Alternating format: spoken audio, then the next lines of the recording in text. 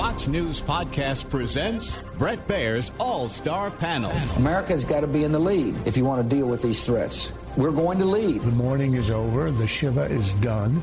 And if you're a conservative, you should be optimistic. You know, my main priority right now is making sure that it delivers for the American people. We have to make our country great again, and I will do that. I think the president gets criticized by people all the time for the stuff he says, by people who ignore what he does. Now, Fox's chief political anchor, Bret Baier.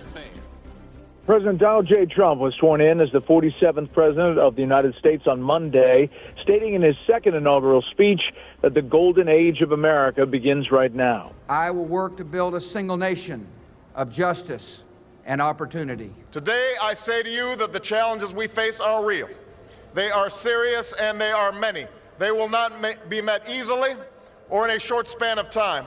But know this, America, they will be met. The wealth of our middle class has been ripped from their homes and then redistributed all across the world. But that is the past. With purpose and resolve, we turn to those tasks of our time, sustained by faith, driven by conviction, and devoted to one another and the country we love with all our hearts. The golden age of America begins right now.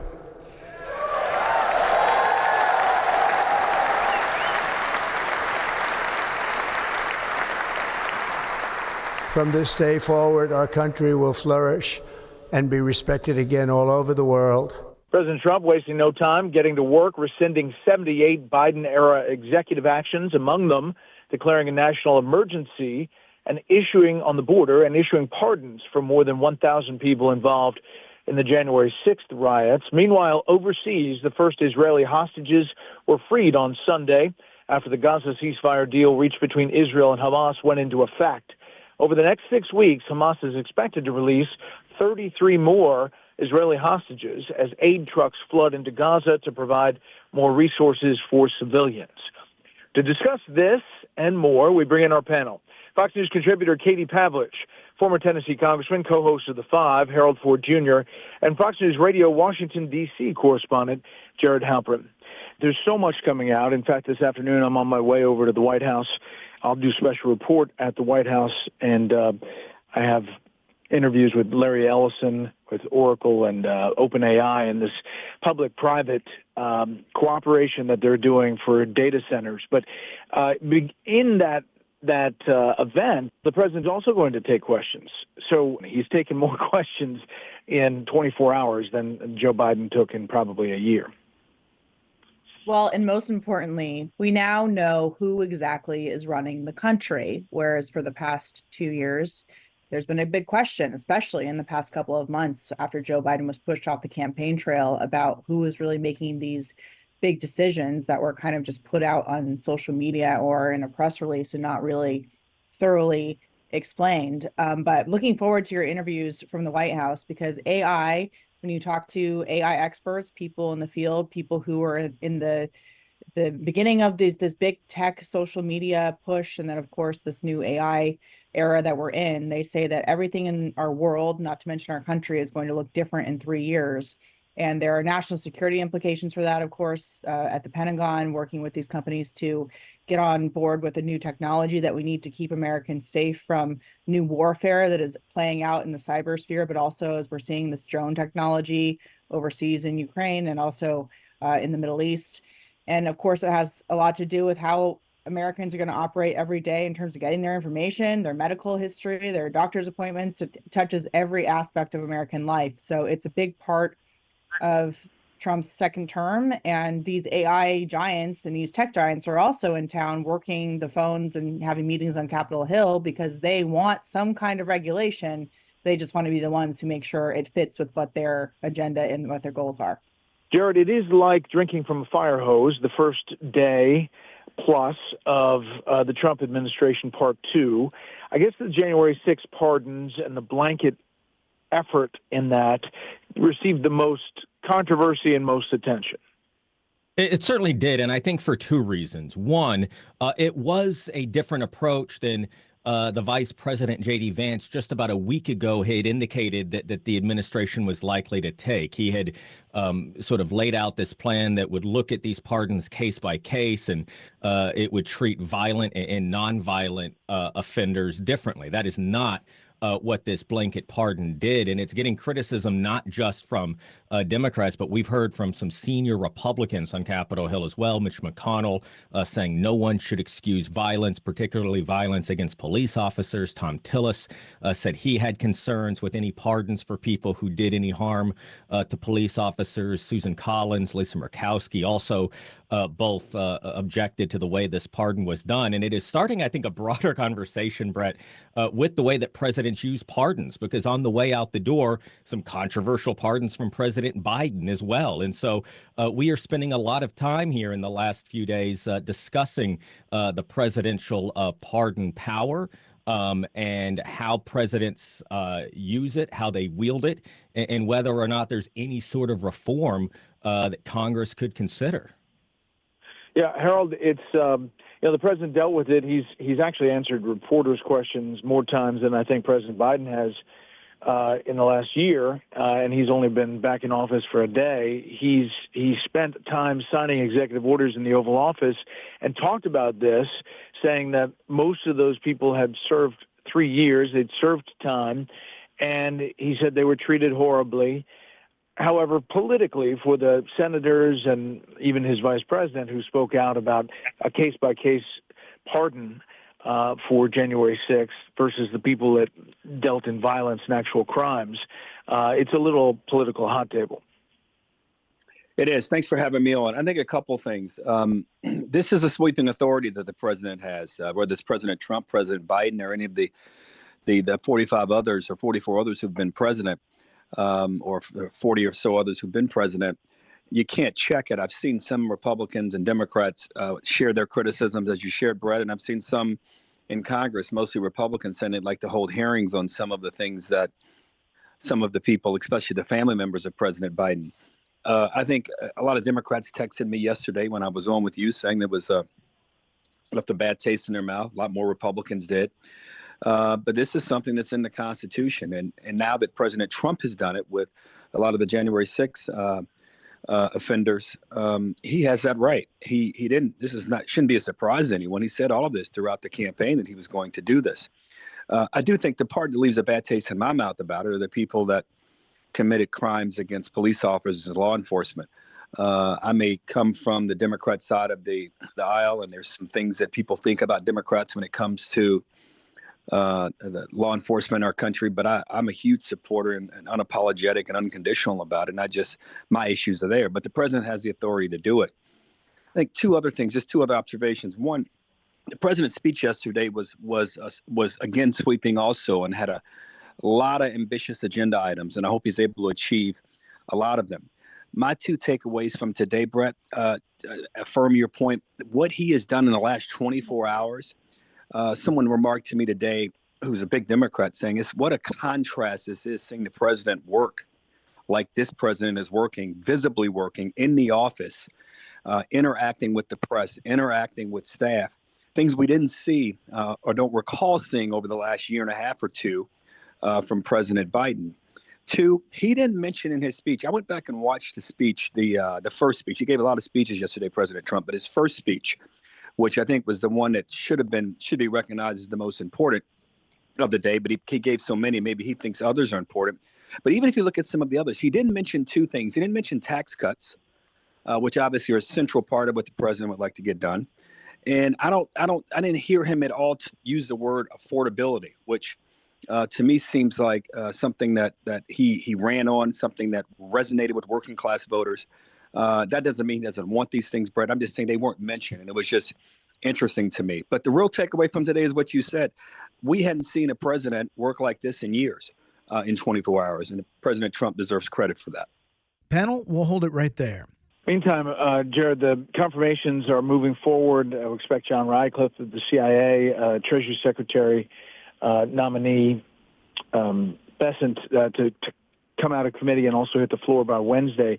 But there is a late development on an affidavit that surfaced with the Senate Armed Services Committee about Pete Hegseth. and it's new testimony taken from the ex-wife of Hegseth's brother, which now senators like Elizabeth Warren and others are jumping on and saying that this shows that he cannot and should not be defense secretary. It's late in the game. He's already come out of committee. Where do you see this going?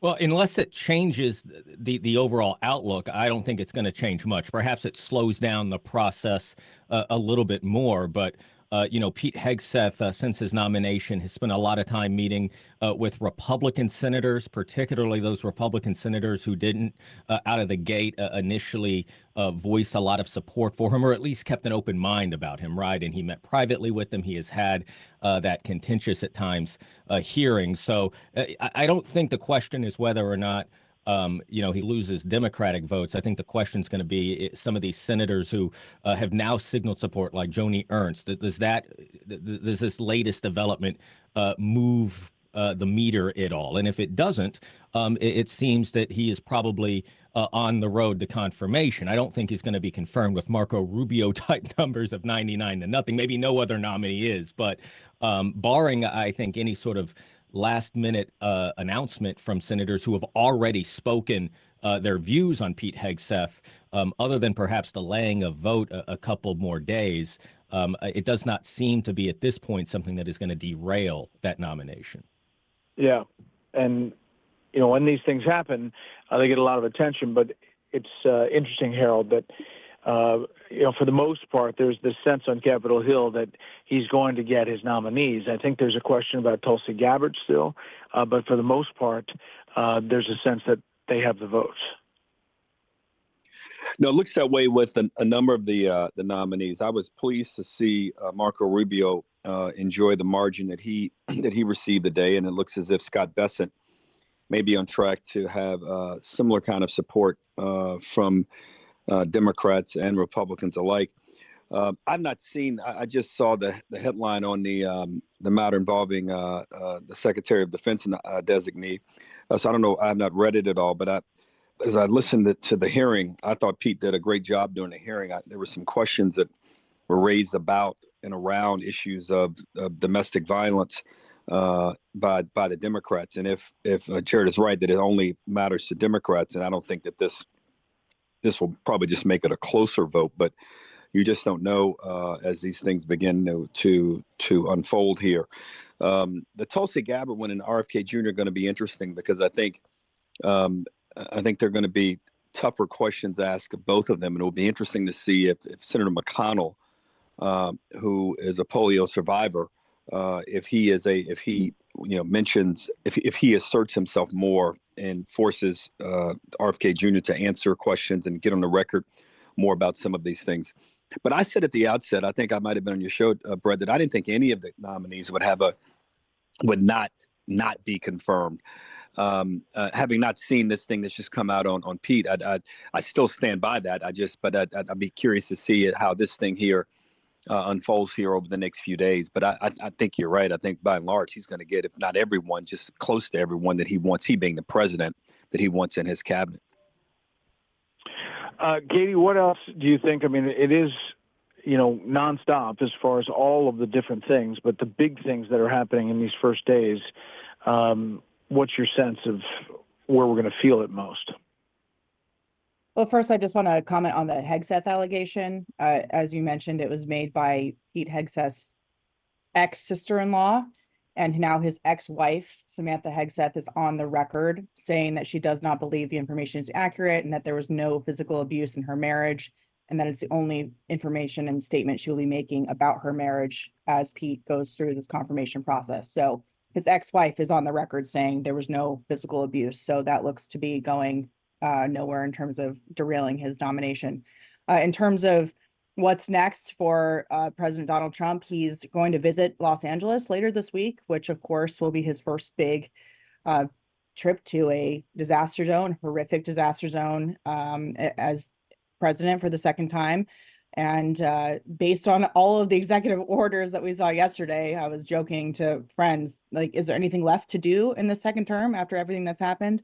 But I think you're going to see a lot more lawsuits this week being filed about these executive orders, some of which the president signed to do exactly that, to get these questions of constitutionality on issues like immigration, for example, back into the courts to see if they can get some different rulings and changes on the legal side, constitutional side of these issues. And last word, Jared, the leadership of the House and Senate meeting at the White House today, still no resolution about how this legislative blueprint's going to go. Yeah. I mean, I think everybody is on the same page with what they want to get done, right? They want to get a tax bill done. They want to get a big border and immigration bill done.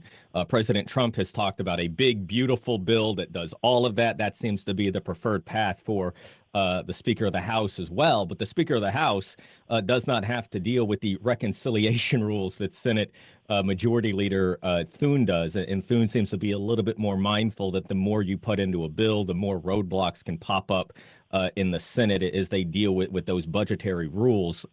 So listen, it's a strategy that both sides need to figure out. I have heard that there might be a willingness to break them up if there is a thought that perhaps some Democrats come on board with some of the immigration aspect, border aspect proposals. Perhaps that's a way to get an early bipartisan win, and then you kind of leave the tax stuff to maybe a more party line vote. But you got to think a lot of these early strategy sessions are not about what they want to accomplish, but kind of the best way to accomplish them, probably in the shortest amount of time, too. You want to get W's on the board in those first 100 days, and it is made more challenging by just the slimmest of margins, especially in the House of Representatives, that the president's going to have. He essentially, especially on a complicated tax bill, will very likely need nearly every single House Republican to vote in favor. That is something that did not happen in his first term when he passed the Trump tax cuts.